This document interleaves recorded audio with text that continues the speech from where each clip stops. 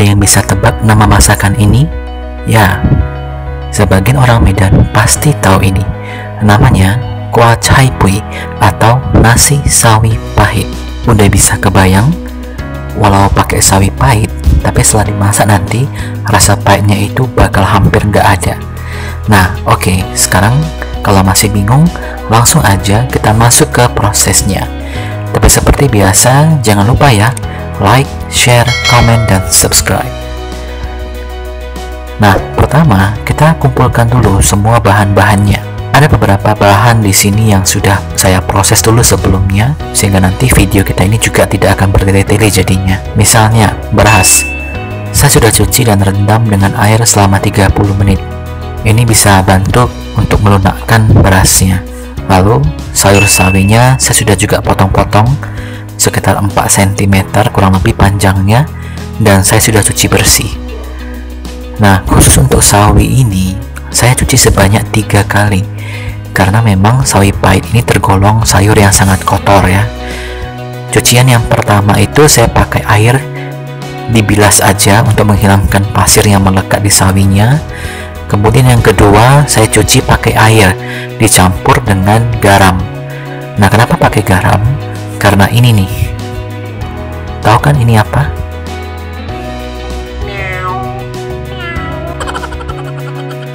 Ya, lalu bilas untuk ketiga kalinya pakai air saja ya, kemudian kita tiriskan. Nah, sawinya ini saya pakai 3 batang ya, seperti ini. Bahan yang berikutnya yang saya juga sudah proses sebelumnya yaitu daging babi. Nah, karena dagingnya ini kan butuh waktu yang cukup lama untuk bisa matang, maka saya rebus dulu dengan air ya, dan dengan api sedang selama 30 menit. Nah, biasanya kuah cai pui ini banyak orang-orang pemakai daging babi panggang atau shoba. Nah, tapi kali ini saya hanya pakai daging babi biasa ditambah dengan nanti lapcheong atau sosis babi. Nah, bahan selanjutnya yang juga saya sudah proses adalah jamur hyoko. Nah, di sini jamurnya sudah saya cuci dan rendam dengan air ya, sehingga kita akan menunggu hingga tekstur dari jamur ini pun mulai melunak. Baru nanti kita akan potong-potong. Bahan yang selanjutnya yang saya siapkan yaitu ada ebi atau udang kecil kering yang sudah saya cuci bersih. Nah, bahan lainnya yaitu bawang putih, jahe, dan lapcheong atau sosis babi tadi yang sudah saya cincang kasar. Kemudian ada yang saya geprek yaitu jahe, dan lapcheongnya saya iris miring. Nah, sisa bahan lainnya itu sudah siap, seperti minyak wijen, saus tiram, kecap manis, dan juga air. Untuk keterangan berapa banyak bahan yang dipakai, silahkan lihat di kolom deskripsi ya. Nah, sekarang kita beralih ke bahan selanjutnya. Ini bahan untuk membuat supnya. Nah, untuk bahan sup, selain kita pakai air, kita akan pakai daun bawang yang diiris-iris, lalu ada chicken stock dari Maggi ya. Dan kembali lagi untuk takarannya silahkan lihat di kolom deskripsi. Sekarang langsung aja kita lihat cara memasaknya. Yang pertama, panaskan dulu minyak dengan api sedang.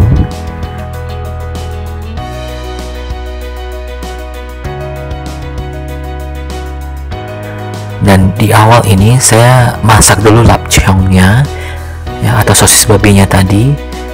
Dan saya sih sukanya bentuknya yang agak kehitaman ya, jadi masak sampai agak kehitaman lalu kita tiriskan. Ataupun kalau kalian sukanya yang begitu matang, mau kalian langsung angkat ya, boleh juga ya.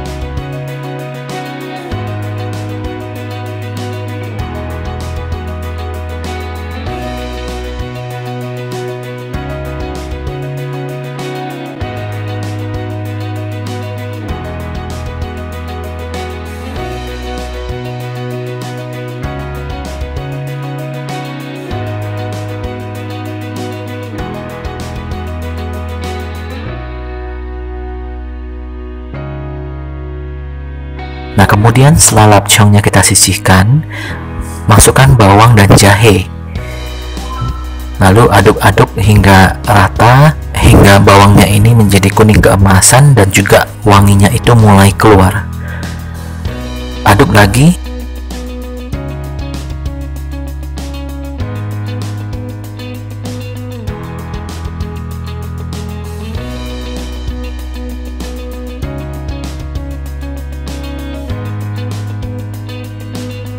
Lalu masukkan ebi, kemudian aduk kembali hingga semuanya tercampur.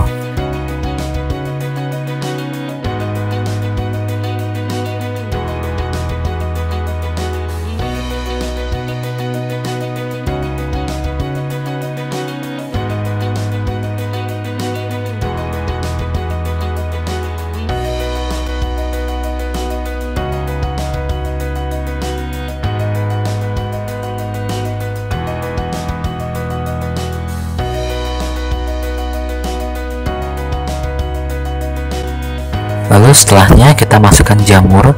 Ingat ya, sebelum dimasukkan pastikan dia sudah lembut, sudah melunak, dan kita sudah iris-iris jamurnya. Nah, ini kita aduk lagi semuanya hingga merata.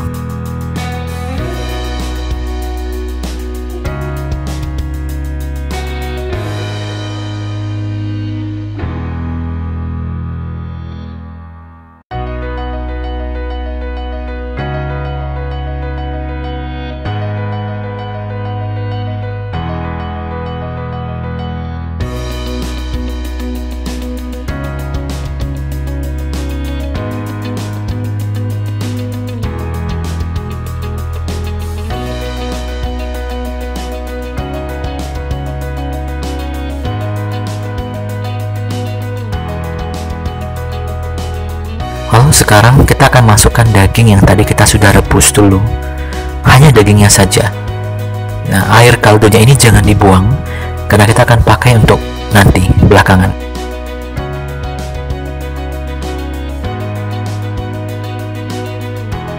Aduk lagi semuanya.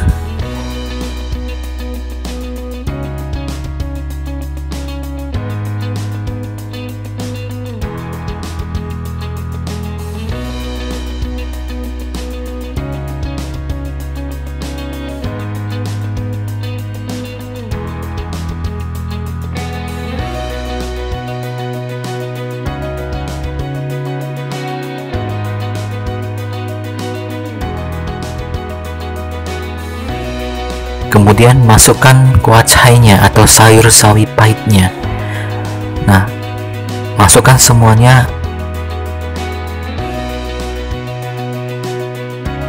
Aduk sampai merata dan sampai sawinya itu menjadi layu.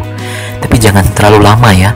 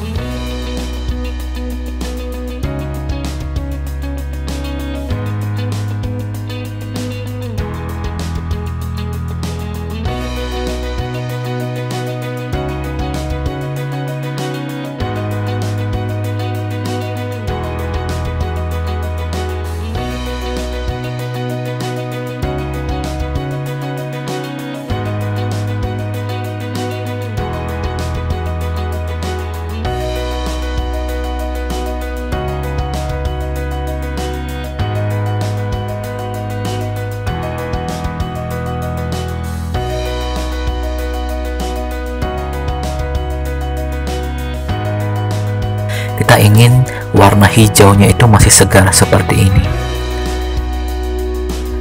Lalu masukkan berasnya. Jangan lupa untuk buang air rendaman berasnya, baru berasnya semua dituang untuk dimasak. Sewaktu beras dimasukkan, kita set api ke posisi api kecil karena kita butuh waktu untuk masukkan bumbu-bumbu lainnya. Nah, di sini kita masukkan bumbu lain seperti saus tiram dan kecap manis. Nggak perlu pakai garam ya, karena ini sudah relatif asin. Dan nanti kita akan ada waktu untuk koreksi rasa lagi.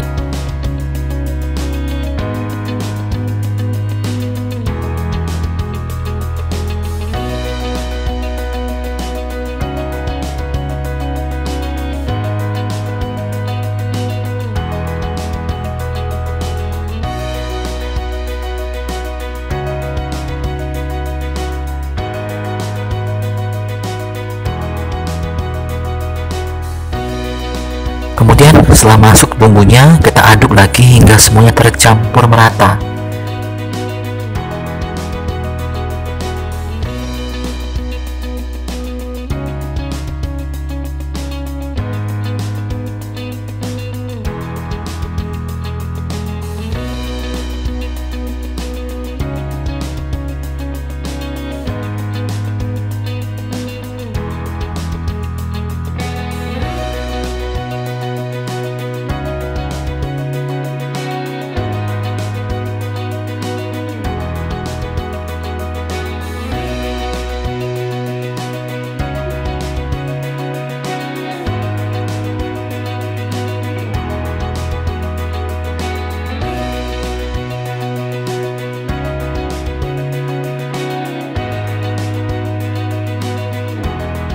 Lalu kita tuangkan semua air kaldu babi yang tadi kita sudah sisihkan.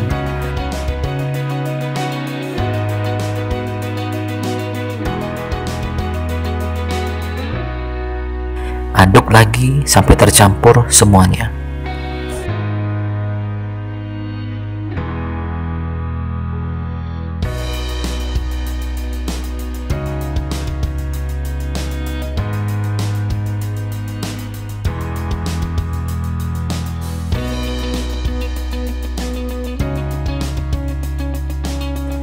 Nah, di sini saat yang cocok untuk koreksi rasa, ya, kita ambil sedikit dengan sendok kuahnya.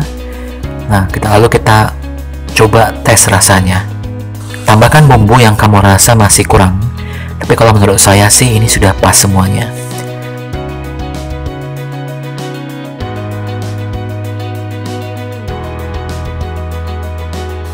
Jika sudah, kita tutup panci dan biarkan beberapa saat dengan posisi api kecil dan sesekali diaduk ya. Nah, di sini sambil menunggu, saya juga sambil merebus telur ya. Hanya untuk pelengkap saja, ini opsional.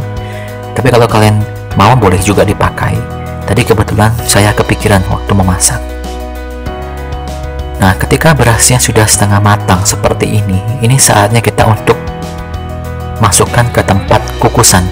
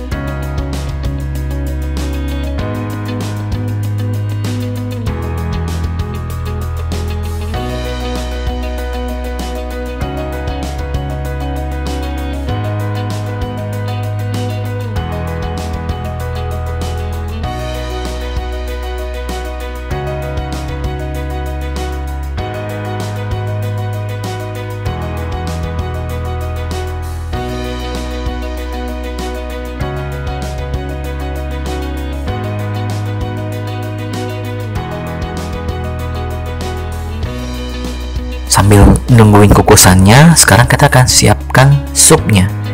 Ya, supnya ini sangat mudah ya. Kita hanya perlu didihkan air 1 liter. Lalu kita masukkan Maggi chicken stock. Lalu aduk-aduk kembali hingga tercampur semua.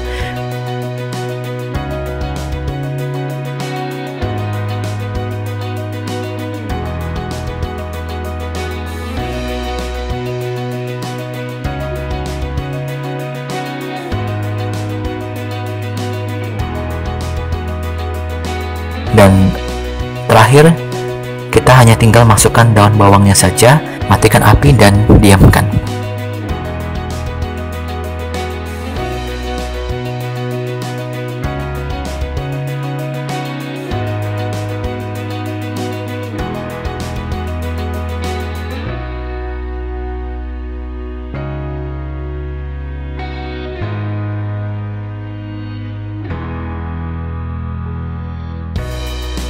Nah, balik lagi ke kukusan nasinya. Di pertengahan proses mengukus ini, kita tuang minyak wijen. Ya, ini saya tuang acak saja, sekitar kurang lebih 4 sendok makan.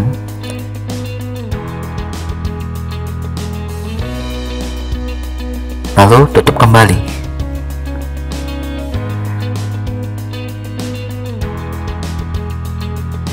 Nah, tunggu beberapa saat kemudian, buka lagi tutupnya, lalu aduk-aduk nasinya sehingga nasinya ini benar-benar matang merata.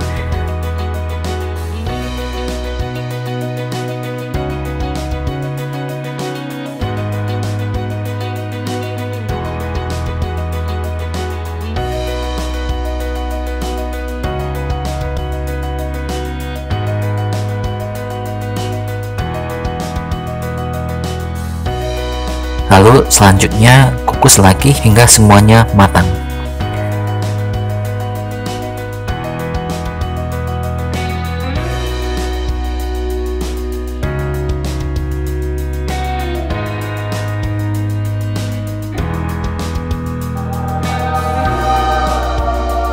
Ya, nasi kita sudah matang dan ini siap disajikan selagi panas ya.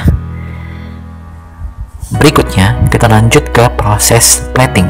Saya pakai mangkuk kecil seperti ini untuk menyetak nasinya biar rapi ketika ditempatkan di atas piringnya.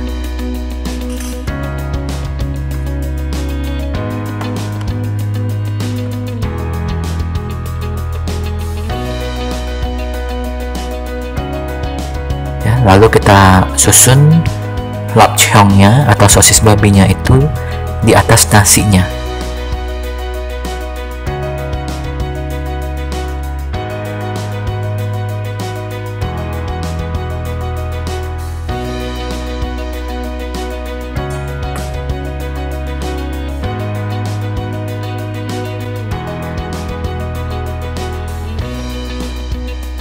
Nah, kemudian di sini saya pakai telur rebus ya, 1 butir yang sudah dibelah 2 dengan benang tadi supaya tidak cobel.